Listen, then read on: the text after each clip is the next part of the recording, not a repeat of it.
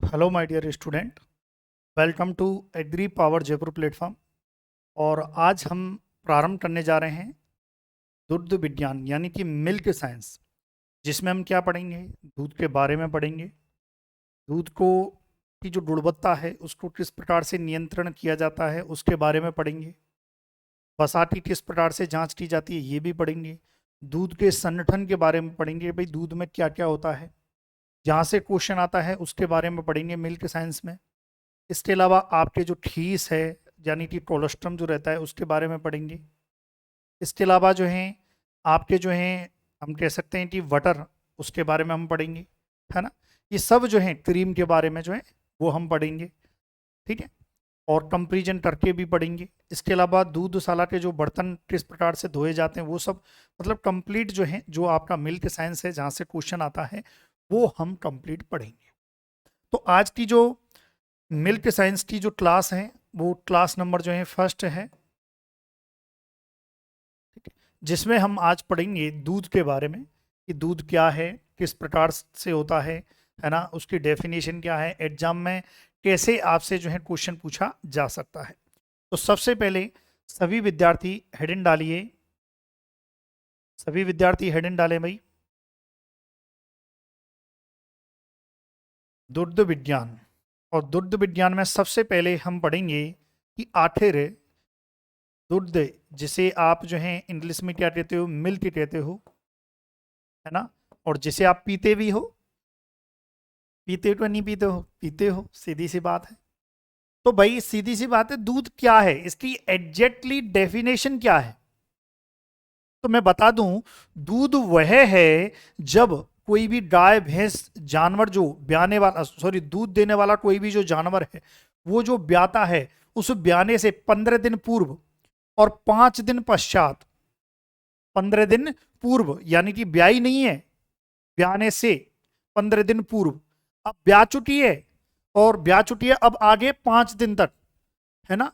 इसको छोड़ दो, बाकी का जो दूध रहता है वो, बाकी का जो क्षरण होता है, जो थनों से आप निकालते हो उसको दूध कहते हैं, है ना। तो इसको एक सिंपल भाषा में हम लिखेंगे, क्या लिखेंगे, साथ के साथ आप नोट डाउन करेंगे।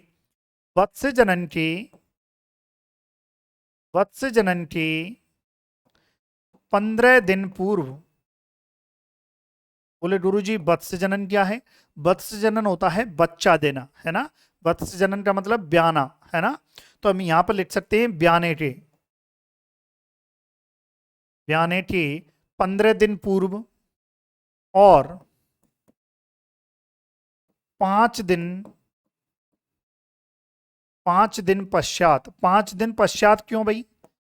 ब्याने के 5 दिन पश्चात ही क्यों? क्योंकि आपको पता है 5 दिन तक जैसे ही गाय भैंस ब्याती है उसके बाद जो दूध आता है उसे हम कोलोस्ट्रम कहते हैं, दूध नहीं कहते। उसे हम क्या कहते हैं? कोलोस्ट्रम कहते हैं। वो जो क्षरण प्राप्त होता है उसे ठीस कहते हैं।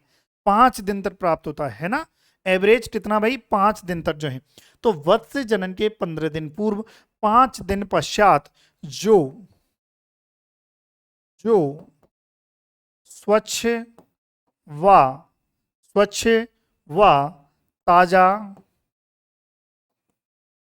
लैक्टियल, स्वच्छ व ताजा लैक्टियल शरण प्राप्त होता है, ताजा लैक्टियल व क्षरण प्राप्त होता है, उसे, उसे दूध कहते हैं, है ना। इसे हम क्या कहते हैं? दूध कहते हैं। अब एक और चीज जो वेरी इंपॉर्टेंट है कि भाई दूध में आपसे पूछा जा सकता है कि दूध में न्यूनतम वसा की मात्रा, ये नहीं कहा कि किसका दूध है, सिंपल पूछ लिया दूध में न्यूनतम वसा की मात्रा कितनी होनी चाहिए ताकि हम उसको कह सकें भाई दूध है। तो हम यहां पर लिख सकते हैं, इसमें, इसमें न्यूनतम, इसमें न्यूनतम वसा की मात्रा, वसा की मात्रा 3.25%, 3.25% तथा तथा बसा रहित ठोस, एक है बसा और एक है बसा रहित ठोस, मतलब जिसमें बसा नहीं है, तथा बसा रहित ठोस जिसे इंग्लिश में कहते हैं सॉलिड नॉट फेयर, यानी कि SNF। तो बसा रहित ठोस की मात्रा 8.5%, 8.5% होनी चाहिए, यानी कि जिसमें न्यूनतम SNF की मात्रा 8.5 है, जिसमें न्यूनतम बसा की मात्रा 3.25 है, वही दूध कहलाएगा। ये आपको ध्यान रखना है। यानी कि जो आप ब्याने से 15 दिन पूर्व, ध्यान से सुने भाई, ब्याने से 15 दिन पूर्व और 5 दिन पश्चात जो स्वच्छ व ताजा लैक्टियल क्षरण प्राप्त होता है उसे दूध कहते हैं। इसमें न्यूनतम बसा की मात्रा 3.25 और बसा रहित ठोस की मात्रा 8.5% होती है। क्वेश्चन कैसे आएगा? क्वेश्चन आएगा, बताओ दूध में न्यूनतम SNF की मात्रा कितनी होनी चाहिए? 8.5। क्वेश्चन आएगा, बताओ दूध में न्यूनतम बसा प्रतिशत कितनी होनी चाहिए? 3.25%। समझ रहे हो? किसी भी जानवर का नाम नहीं दिया, जानवर का नाम देगा तो मैं वो टेबल बताऊंगा आगे, उस टेबल में हम चर्चा करेंगे। आप इस चीज को लिखें, आप यहां, चलिए मेरे लाडलो लिखें आप।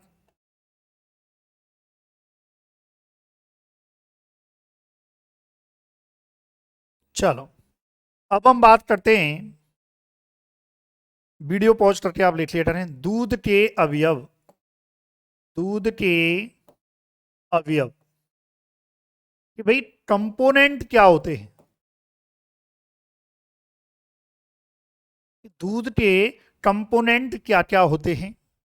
कंपोनेंट की बात करें लाडलो, तो देखिए दूध में आपको पता ही है सबसे ज्यादा मात्रा में क्या होता है? जल होता है। लगभग 85 से 90% तक क्या होता है लाडलो? जल होता है। ये औसत मात्रा है। फिर दूसरा पॉइंट की बात करें, दूसरा अवयव क्या होता है? दो दो भागों में जो है मैंने अवयव को विभाजित किया है।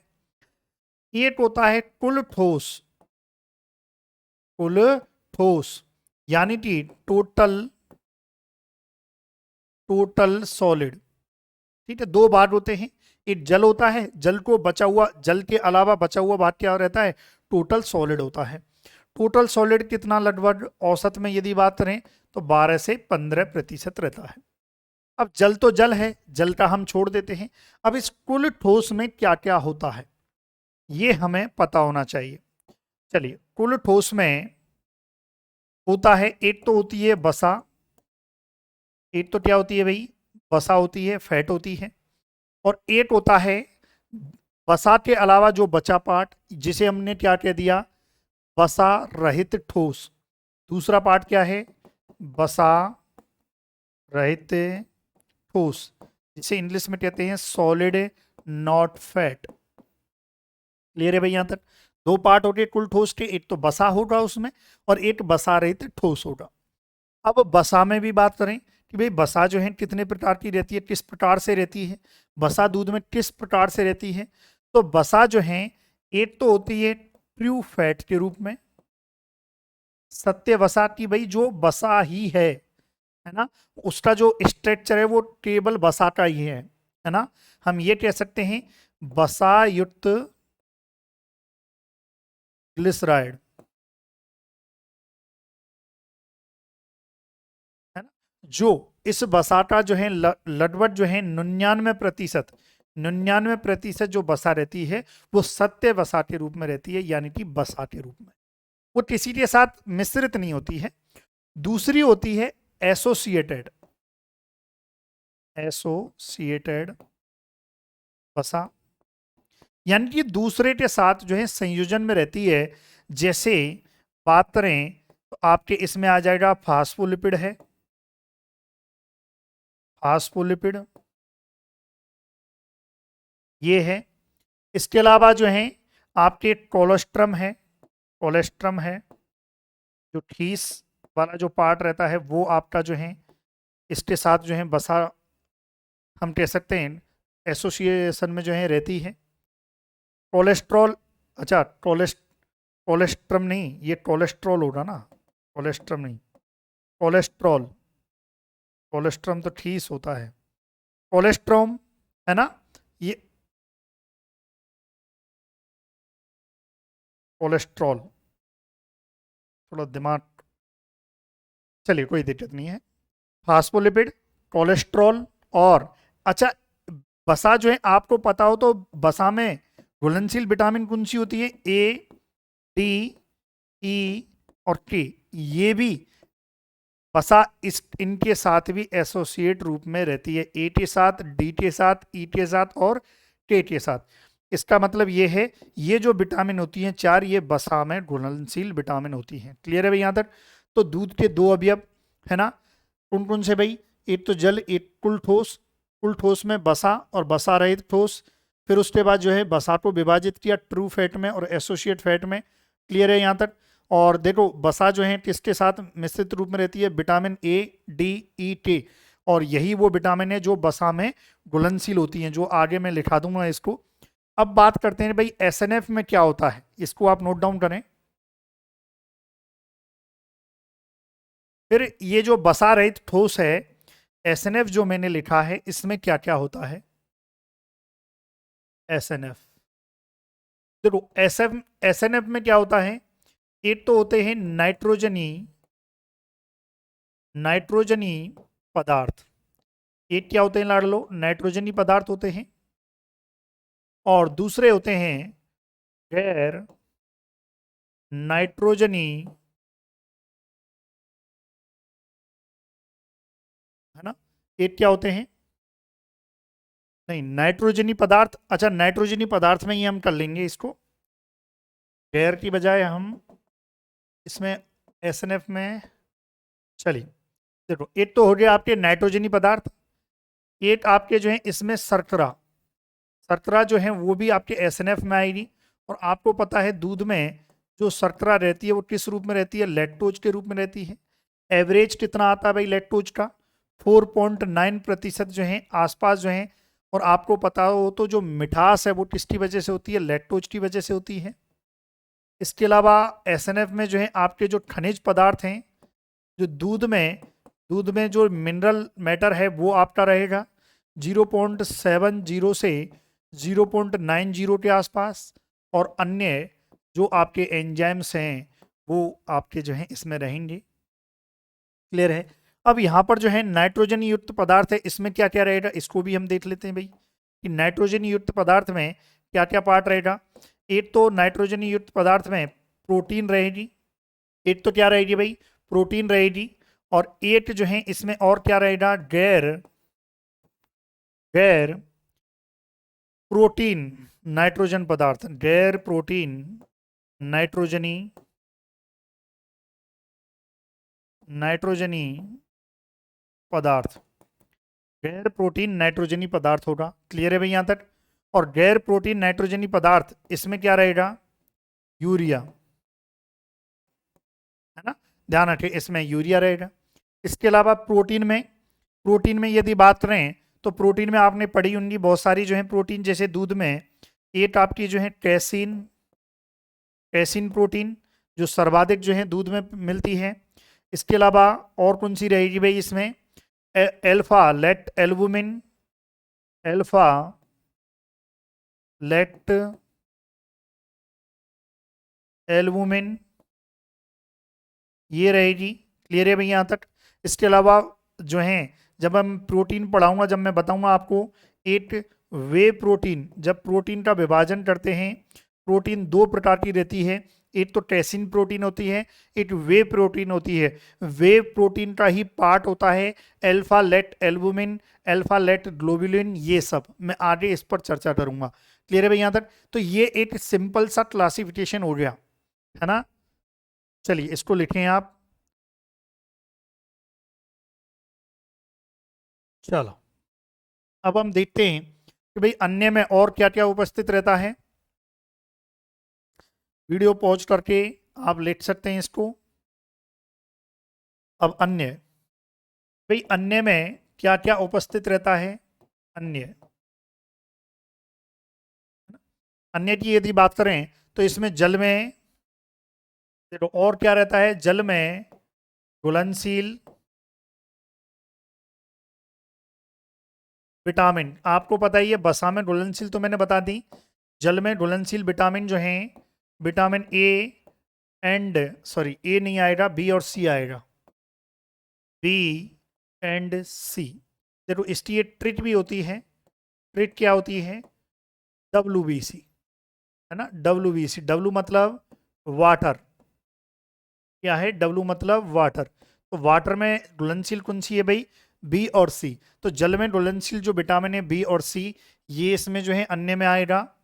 इसके अलावा राइबो राइबोफ्लेविन राइबोफ्लेविन वर्डट, ये भी आपके अन्य में आएगा, राइबोफ्लेविन जो वर्डट है ये भी आपके अन्य में आएगा। इसके अलावा दूध में जीवाणु भी उपस्थित रहते हैं, जो जैसे यदि दूध को लंबे समय तक आप रख दीजिए, आप लंबे समय तक रखा रहने दें तो दूध जो है फट जाता है, क्योंकि जीवाणु जो रहते हैं वो जो लैक्टोज होता है उसको लैक्टिक अम्ल में जो है कन्वर्ट कर देते हैं, जिससे दूध की अम्लता बढ़ जाती है और दूध फट जाता है। इसके अलावा कुछ दूध में जो है एंजाइम्स भी पाए जाते हैं, एंजाइम, है ना, दूध में जो है एंजाइम भी पाए जाते हैं, जिसमें लाइपेज, जिसमें मुख्य कौन से होते हैं, लाइपेज है, इसके अलावा एमाइलेज है। भाई लाइपेज किस पर कार्य करता है, बसा पर कार्य करता है, एमाइलेज किस पर, स्टार्च पर कार्य करता है, प्रोटीन पर कार्य करने वाला प्रोटीएज होता है, ठीक है।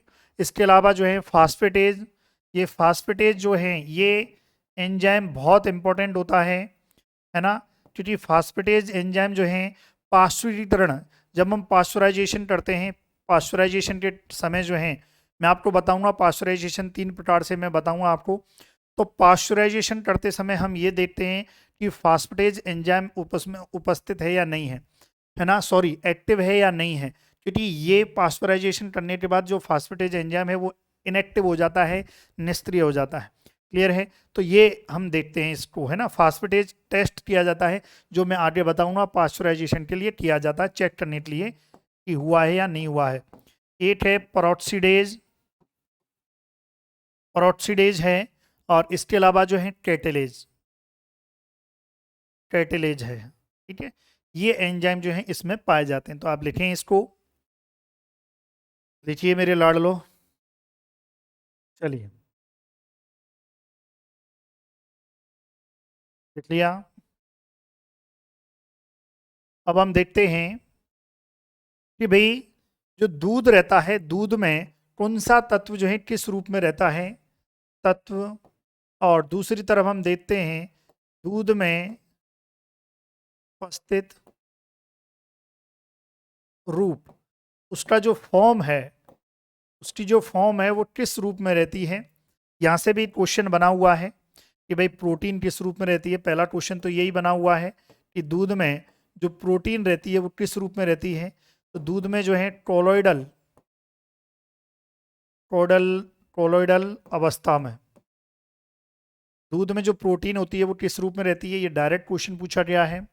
इसके अलावा आपसे ये भी क्वेश्चन पूछा है कि दूध में जो बसा रहती है वो किस रूप में रहती है, बसा जो है निलंबन, बसा निलंबन या सस्पेंशन, जिसे इंग्लिश में सस्पेंशन कहते हैं, इस रूप में रहती है। इसके अलावा लैक्टोज, लैक्टोज व कुछ खनिज पदार्थ भी हैं, खनिज पदार्थ, खनिज पदार्थों में फास्फोरस और कैल्शियम ज़्यादा मात्रा में पाए जाते हैं। तो लैक्टोज व खनिज पदार्थ जो हैं किस रूप में मेरे लाडलो, घोल के रूप में, सॉल्यूशन के रूप में मिलते हैं। केवल रूप हैं, इससे यही क्वेश्चन आएगा, और ज़्यादा विस्तार से नहीं पढ़ना है, केवल इतना क्वेश्चन आएगा कि भाई प्रोटीन किस रूप में मिलती है, बसा किस रूप में मिलती है, लैक्टोज जो है ये किस रूप में मिलता है, ये आएगा। इसके अलावा जो है अब जैसे आपको विटामिन, विटामिन है, ये हालांकि मैं पढ़ा चुका हूँ इस चीज़ को, vitamin A, A, D, E, T, ये किस रूप में मिलते हैं, बसा में, बसा में घुलनशील, वसा में घुलनशील रूप में जो है ये मिलते हैं विटामिन ए, डी, ई, के, विटामिन विटामिन बी एंड सी। ये दोनों जो हैं ये जल में घुलनशील, जल में घुलनशील रूप में मिलते हैं। लिखें आप, ये लिखिए मेरे लाडलो। चलिए,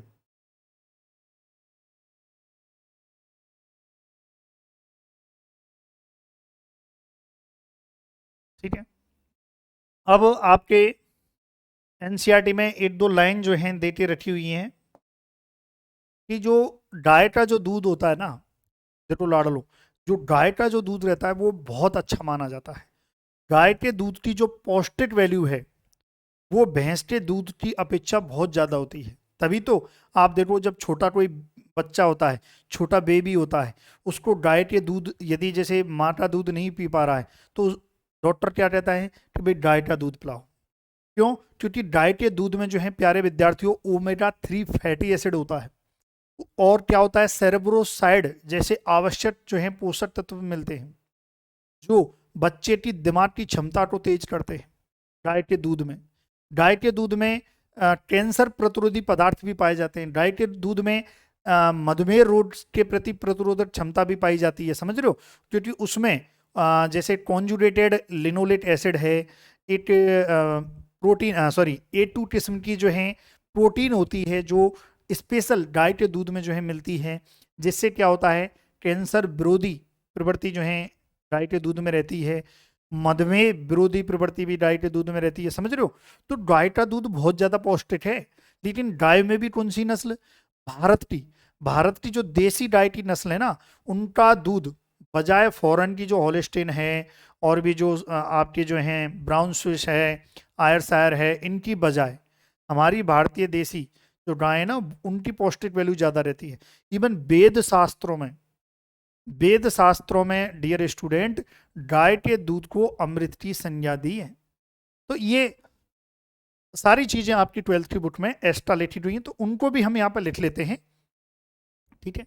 चलिए, 1 मिनट पानी का ब्रेक लेते हैं।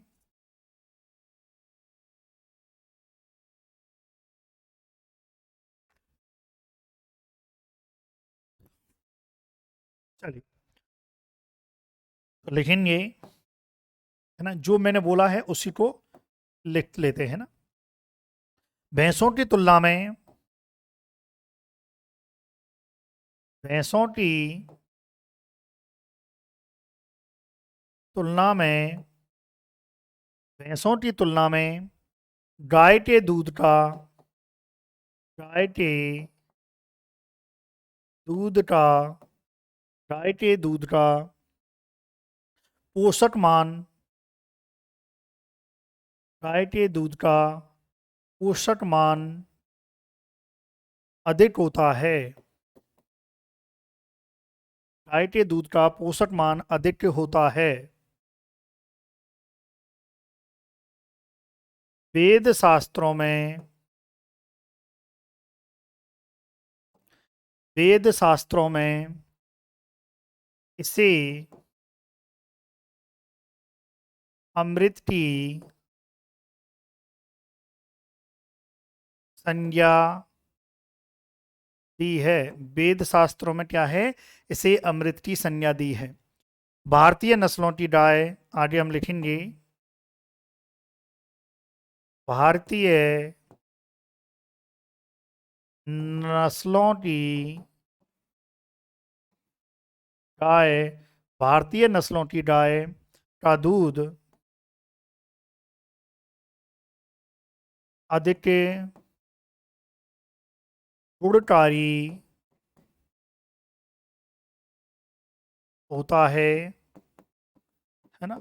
भारतीय नस्लों की गाय का दूध अधिक गुणकारी होता है, जिसमें जिसमें A2 किस्म की प्रोटीन तथा conjugated linoleate acid, conjugated linoleic acid होता है, लिनोलिक एसिड होता है जिसकी प्रकृति, किसकी प्रकृति, ये A2 किस्म की प्रोटीन और कंजुगेटेड लिनोलेट एसिड, जिसकी प्रकृति धमनियां, जो हमारे शरीर में जो धमनियां चलती हैं ना, जो रक्त का प्रवाह करती हैं, है ना, धमनियों, जिसकी प्रकृति धमनियों में रक्त थक्का विरोधी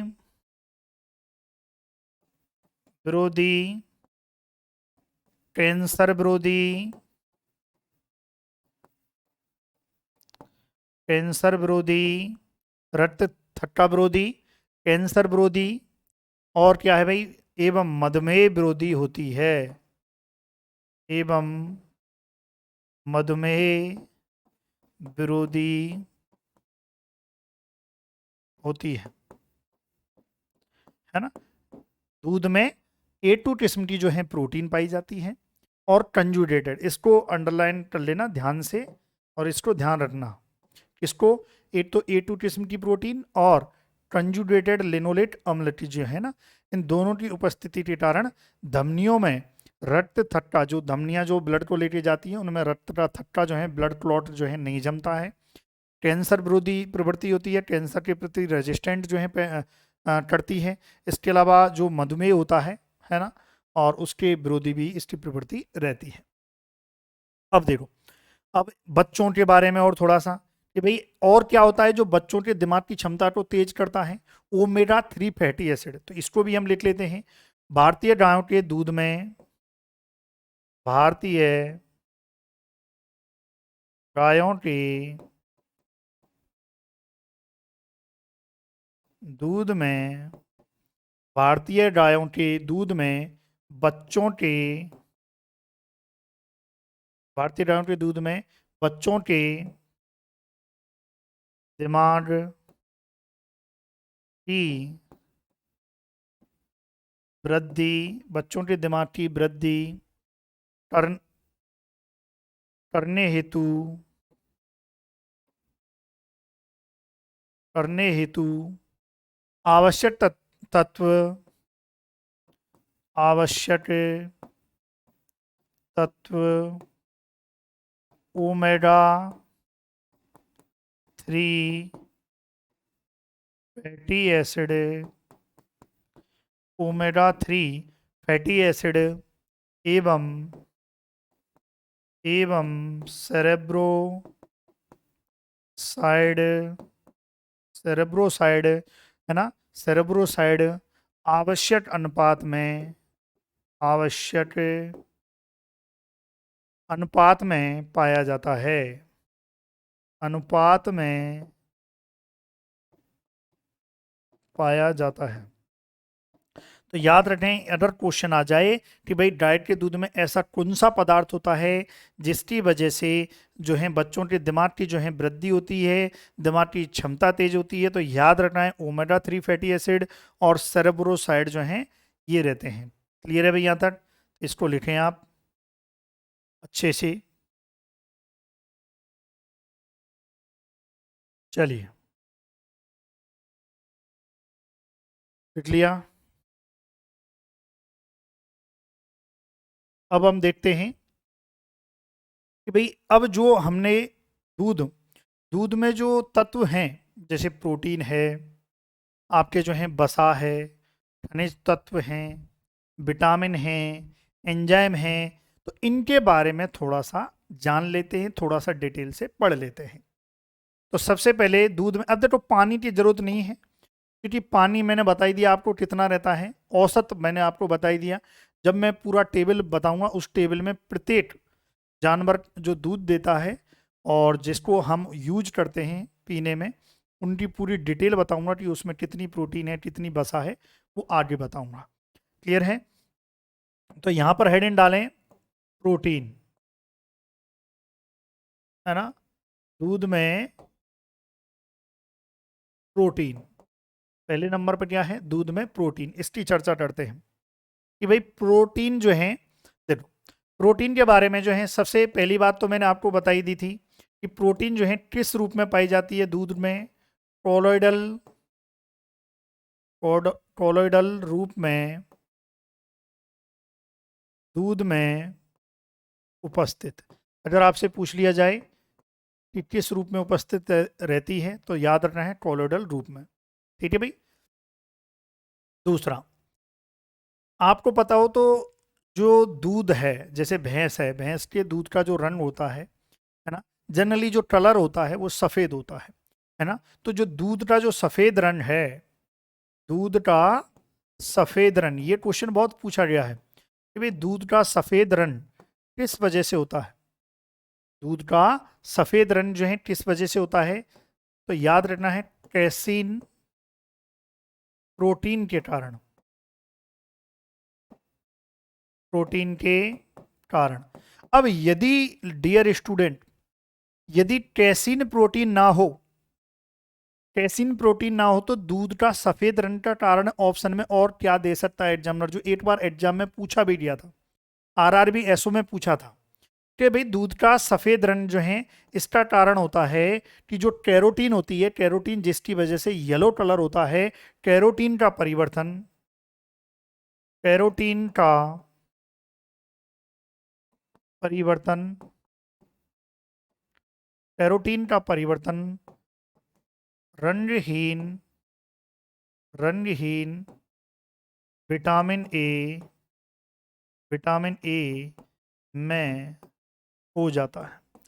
ऑप्शन में ये ऑप्शन था, ये ऑप्शन नहीं था कि दूध का सफेद रंग कैरोटीन, दूध का सफेद रंग कैसीन के कारण होता है। ऑप्शन में क्या था, ऑप्शन में था कि भाई कैरोटीन का परिवर्तन रंगहीन विटामिन ए में हो जाता है, इस वजह से जो है दूध का सफेद रंग होता है। क्लियर है भाई यहाँ तक। फिर जब मैं, हालांकि मैं टेबल में बता दूंगा, लेकिन यहाँ पर इंपॉर्टेंट भी है कि भाई गाय के दूध में प्रोटीन, गाय के दूध में,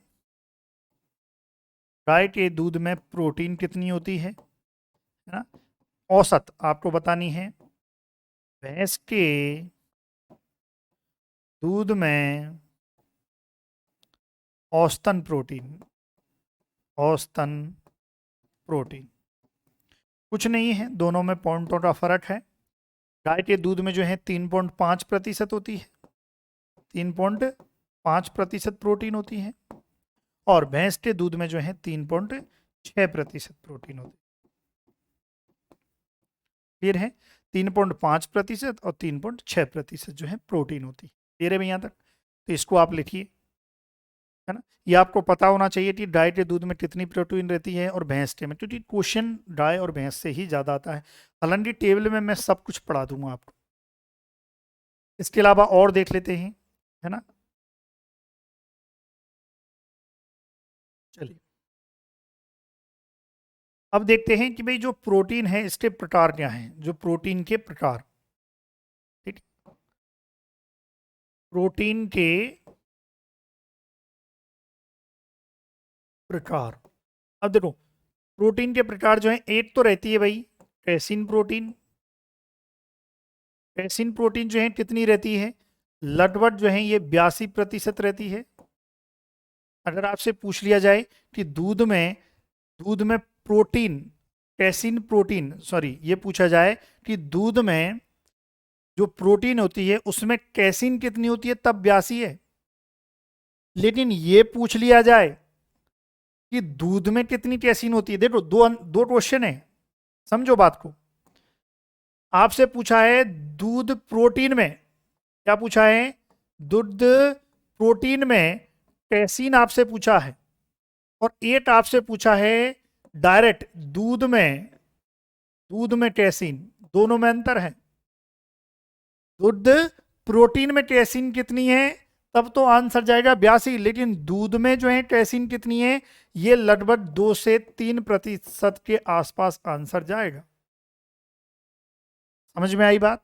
तो ये आपको ध्यान रखना है कि भाई ये एग्जामिनर आपसे दूध प्रोटीन में कैसीन पूछ रहा है या दूध में कैसीन प्रतिशत पूछ रहा है, समझ रहे हो। तो दोनों का ध्यान रखना है। फिर उसके बाद कैसिन प्रोटीन हो रही है ना, जो जल में घुलनशील होती है, जल में घुलनशील, जल में घुलनशील होती है। और दूसरी जो प्रोटीन होती है वो होती है सीरम प्रोटीन। सीरम प्रोटीन जिसे हमने वे प्रोटीन बोला है। और सीरम प्रोटीन या वे प्रोटीन जो है ये कितनी भाई, 18% रहती है। और इसी सीरम या वे प्रोटीन में ही जो प्रोटीन के प्रकार हैं जो आपने पढ़े हैं, मैं पढ़ा देता हूं, वो आपके इस वे प्रोटीन के ही प्रकार हैं। जैसे अल्फा लैक्टो एल्बुमिन। देखो, दूध में, दूध में जो है याद रखना है कैसीन प्रोटीन ज्यादा मात्रा में होती है, लेकिन जो ठीस होता है ना, ठीस, ठीस में वे प्रोटीन ज्यादा मात्रा में होती है। और ठीस, ठीस को ठीस गर्म करने पर फट जाता है, उसका कारण भी ये वे प्रोटीन होती है ना। कौन कौन सी? Alpha lacto albumin, alpha lacto globulin, alpha lacto globulin. Clear है? इसके अलावा इम्यूनोग्लोबुलिन, इम्यूनोग्लोबुलिन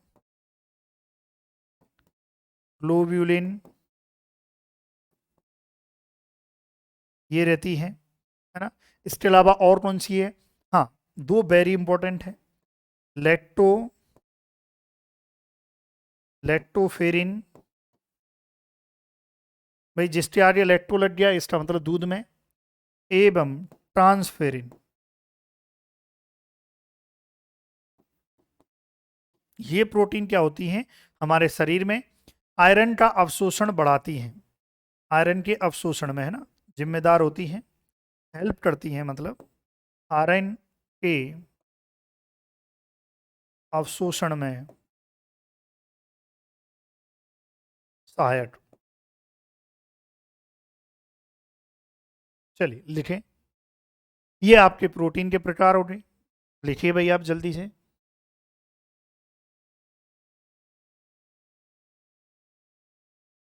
चल, दो लाइन और हैं प्रोटीन के बारे में, लिख लिया आपने? वीडियो पॉज करके भी लिख सकते हैं आप। चल, आगे बढ़ते हैं। नोट,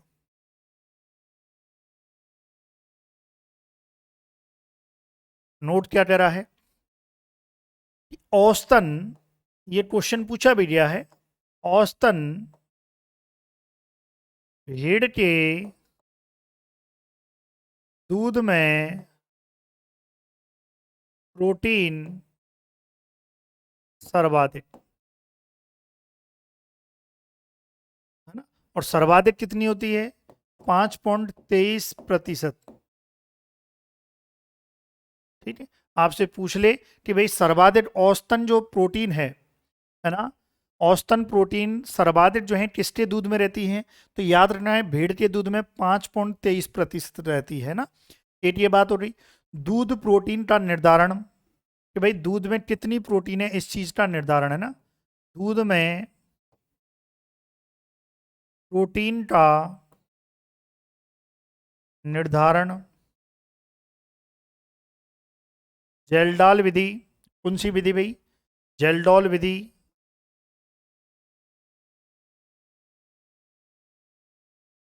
जिसे और क्या कहते हैं, या पाइनेस विधि द्वारा, या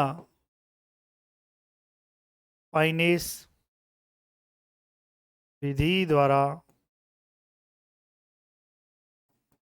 करते हैं, या पाइनेस विधि के द्वारा करते हैं। क्लियर है भाई? यहां तक लिखें यहाँ पे। चलिए, ये हो गया।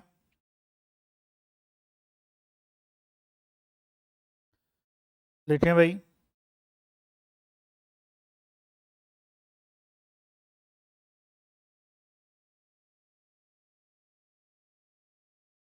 जल्दी से लिखें।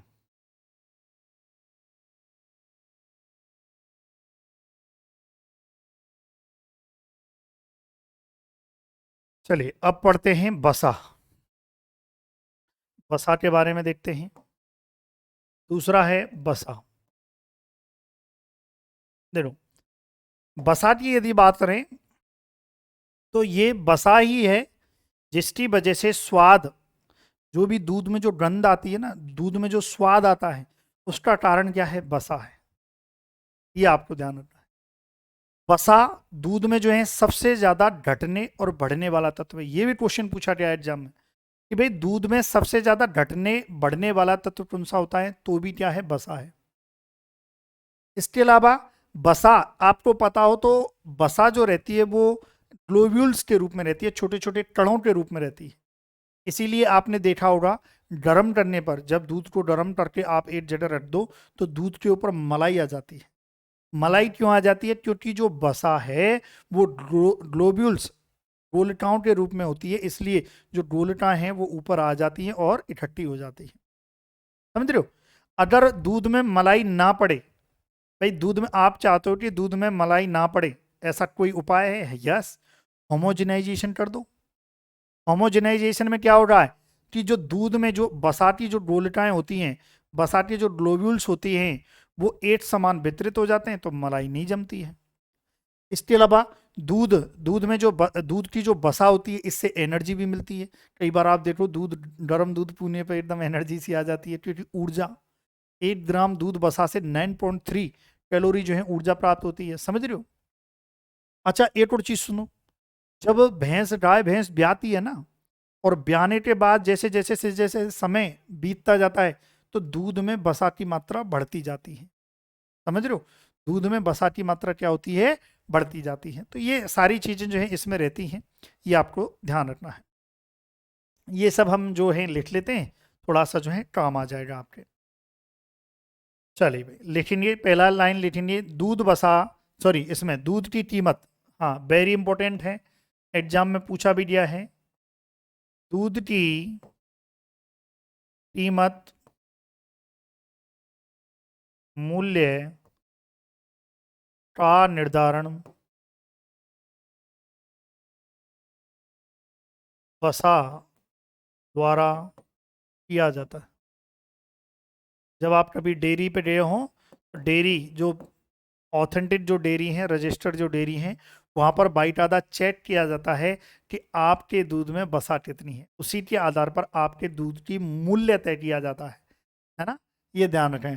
तो दूध की कीमत मूल्य का निर्धारण किसके आधार पर होता है? बसा की मात्रा के आधार पर, दुग्ध बसा पर, बसा द्वारा किया जाता है, का निर्धारण बसा द्वारा किया जाता है। ये आपको ध्यान रखना है। दूसरा पॉइंट, क्वेश्चन आता है कि भाई दूध में ऐसा कौन सा तत्व है जो सबसे ज्यादा घटता बढ़ता रहता है? कभी तो बसा कम हो जाती है, कभी कम ज्यादा हो जाती है, तो वो क्या है? ये बसाई है। तो हम ये कह सकते हैं, यह सबसे ज्यादा घटने व बढ़ने वाला तत्व है। सर्वाधिक, सबसे ज्यादा घटने बढ़ने वाला तत्व तो बसा है, और सबसे कम यदि पूछ लिया जाए तो लैक्टोज, लैक्टोज की मात्रा सबसे कम घटती बढ़ती है। ठीक है, ये ध्यान रखना है। तो यह सबसे ज्यादा घटने बढ़ने वाला तत्व है, क्योंकि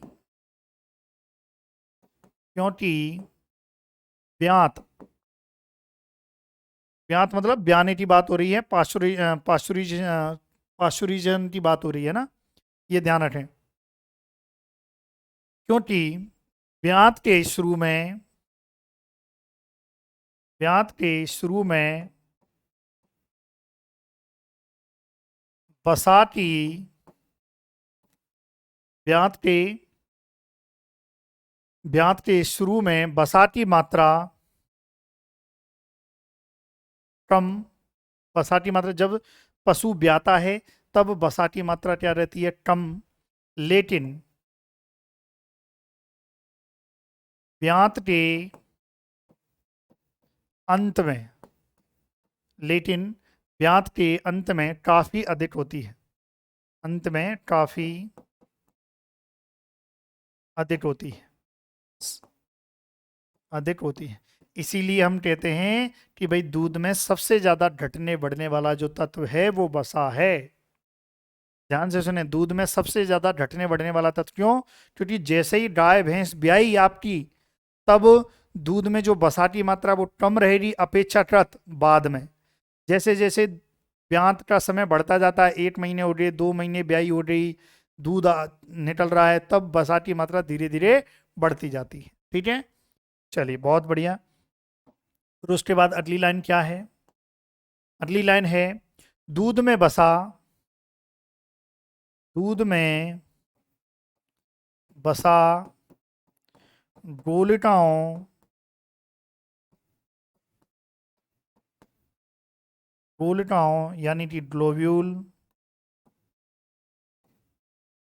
दूध में बसा गोलिकाओं के रूप में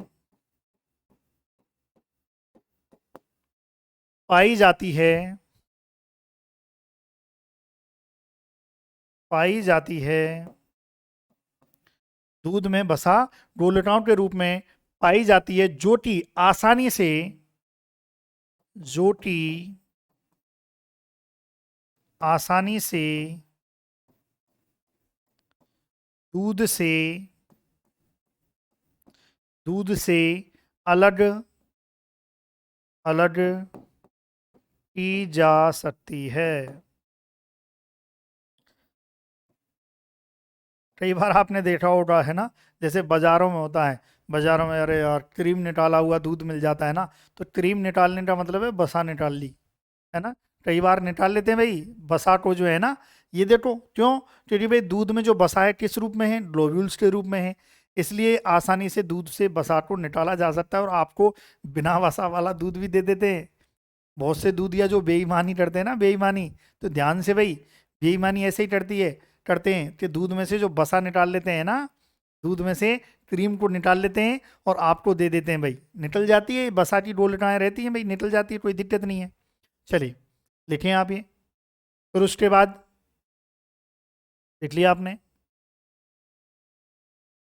अच्छा, एक और चीज, बसा, दुग्ध बसा ऊर्जा का अच्छा स्रोत है, ऊर्जा का अच्छा स्रोत है। अब ऊर्जा का अच्छा स्रोत है मतलब 1 ग्राम, 1 ग्राम जो दुग्ध बसा होती है, 1 ग्राम बसा, 1 ग्राम दुग्ध बसा, है ना, यहां पर कर लो दुग्ध बसा, 1 ग्राम दुग्ध बसा बराबर 9.3 कैलोरी ऊर्जा। क्लियर है? तो ऊर्जा का भी अच्छा स्रोत है भाई, सीधी सी बात है। इसके अलावा दूध अगर क्वेश्चन आ जाए कि दूध वसा किस विटामिन का प्रचुर स्रोत है, तो याद रखना है दूध वसा विटामिन ए, डी, ई, के का प्रचुर स्रोत। याद रखना है कि जो विटामिन ए है, विटामिन डी है, विटामिन ई है, विटामिन के है, इसका एक अच्छा खासा स्रोत होती है, अच्छा स्रोत होता है, प्रचुर स्रोत होता है वसा। और जिसमें जिसमें जो विटामिन ए है सर्वाधिक,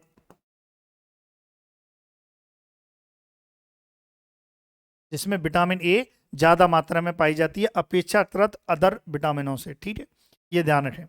इसके अलावा एक और क्वेश्चन बन सकता है, जैसे मैंने आपको बताया कि गाय भैंस के दूध में जो है प्रोटीन बताई, ऐसे ही आपको ध्यान रखना है भारतीय गाय के दूध में, भारतीय गाय के दूध में वसा, भारतीय गाय के दूध में वसा दर आपसे पूछ ले तो 4.8%, 4.8%। और यदि आपसे पूछ ले कि भाई मुर्रा भैंस, भैंस बोल दो या मुर्रा भैंस बोल दो, मुर्रा भैंस, क्योंकि भाई सबसे ज़्यादा जो है कौन सी भैंस है जो जनरली जिससे हम दूध पीते हैं, वो मुर्रा भैंस है। तो मुर्रा भैंस के दूध में बसा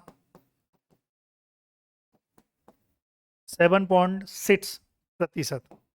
अब देखो ये क्या है, ऐसे मत सोचना कि सर हमने दूसरी बुक में 7.5 लिखा है, आपने 6 लिखा दिया, हमने 7.5 पढ़ा है। ये मिसलेनियस क्वेश्चन है, ऐसे मत पूछा करो, है ना। ये एक दो ऊपर पॉइंटों में जो है रेंज चली जाती है ना।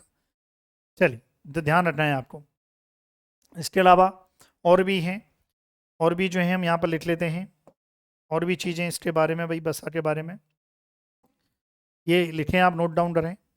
इसके अलावा दूध बसा दूध को गंध व स्वाद प्रदान करती है, ये भी आपको ध्यान रखना है। यदि आपसे पूछ लिया जाए कि कौन प्रदान करता है, तो हम कह सकते हैं दूध बसा दूध को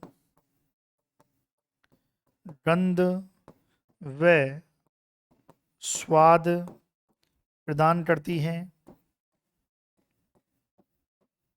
ना।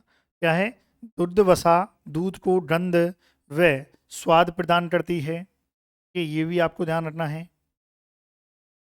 चलिए, फिर उसके बाद जो है संतृप्त वसीय अम्ल। अच्छा, यहाँ पर जो है अगर आपसे पूछ लिया जाए कि दुग्ध वसा में भी क्या पाया जाता है, दुग्ध वसा में, दुग्ध वसा में, तो दुग्ध जो वसा रहती है उसमें जो है क्या क्या अमाउंट में जो है पाया जाता है, संतृप्त वसीय अम्ल, संतृप्त वसीय अम्ल, संतृप्त वसीय अम्ल, ये पाए जाते हैं 65%।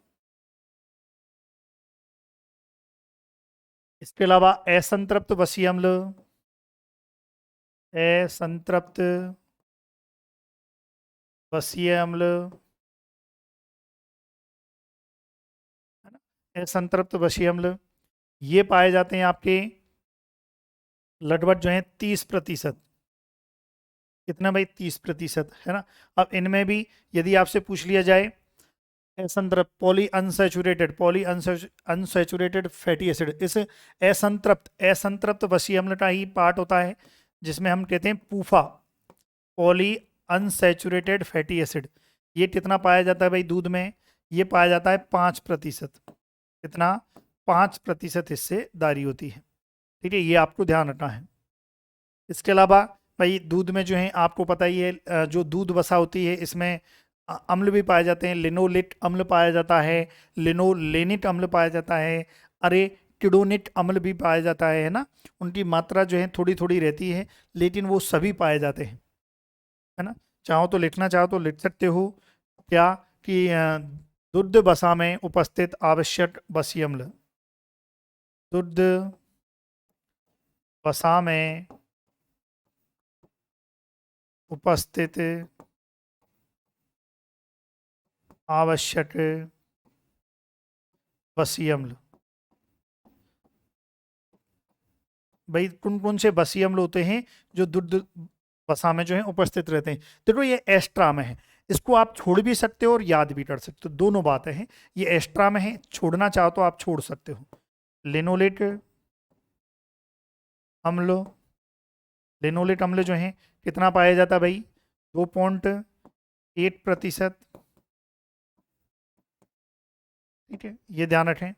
इसी प्रकार से लिनोलेनिक लिनोलेनिक अम्ल, है ना, वो कितना पाया जाता है, 0.5%। एक है अरे टिडोनिक अम्ल, अरे टिडोनिक अम्ल, अरे टिडोनिक अम्ल जो है ये पाया जाता है 0.14%। क्लियर है भाई यहाँ तक, तो ये लिखो आप। ठीक है, चलिए, लिया आपने। तो आज हमने आज की क्लास में क्या क्या पढ़ा भाई, आज हमने देखा, सीधी सी बात है, दूध के बारे में जाना कि दूध क्या है, ब्याने से 15 दिन पूर्व और 5 दिन पश्चात जो लैक्टियल क्षरण प्राप्त होता है वो क्या होता है, दूध होता है। दूध में न्यूनतम वसा की मात्रा कितनी होनी चाहिए, 3.25 होनी चाहिए। इसके अलावा एसएनएफ वसा रहित ठोस कितना होना चाहिए, 8.5 होना चाहिए। इसके अलावा हमने पढ़ा दूध के अवयव, दूध के अवयव में जल और एक तरफ जो है कुल ठोस को वापस से विभाजित किया वसा और वसा रहित ठोस। वसा भी दो प्रकार से, सत्य वसा और एसोसिएट, है ना, टीसी के साथ जो है संयुक्त वसा, जिसमें फास्फोलिपिड है, कोलेस्ट्रॉल है, विटामिन ए डी ई के है, ये सब रहता है। फिर हमने सॉलिड नॉट फैट के बारे में पढ़ा, जिसमें नाइट्रोजनी पदार्थ, इसके अलावा सरकरा में भी आपको पता है लैक्टोज जो एक प्रकार की कार्बोहाइड्रेट रहती है जिसकी वजह से दूध में मिठास होती है, ये पढ़ा। खनिज पदार्थ, यदि आपसे पूछ लिया जाए कि दूध में कितना खनिज पदार्थ पाया जाता है, तो याद रखना है 0. ये प्रतिशत में है, 0.70 से 0.90% पाया जाता है। प्रोटीन की बात करें तो प्रोटीन हमने जो है आगे हमने पढ़ी थी भाई। फिर उसके बाद जो है जल में घुलनशील विटामिन की बात करें तो भाई कौन सी होती है, BC, WBC, इसकी ट्रीट बताई थी। राइबोफ्लेविन वर्डट भी पाए जाते हैं। इसके अलावा जीवाणु भी पाए जाते हैं। इसके अलावा एंजाइम भी जो हैं इसमें पाए जाते हैं दूध में। फिर हमने देखा कि दूध में उपस्थित जो तत्व हैं, जैसे कि प्रोटीन है, किस रूप में रहता है, कोलाइडल स्टेट में रहता है। वसा किस रूप में रहती है, निलंबन या सस्पेंशन के रूप में रहती है। लैक्टोज या खनिज जो है किस रूप में रहता है, घोल या सॉल्यूशन के रूप में रहता है।